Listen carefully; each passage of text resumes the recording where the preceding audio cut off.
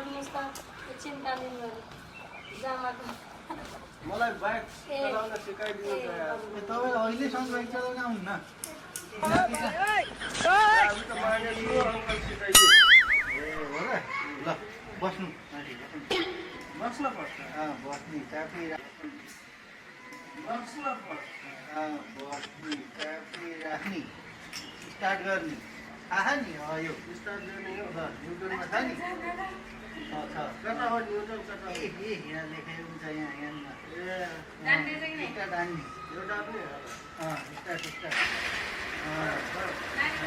close दिनु नि गियरमा हाल्ने गियरमा हाल्ने अनि क्लोज क्लोज क्लोज अनि क्लोज बिस्तारै छोडेर बिस्तारै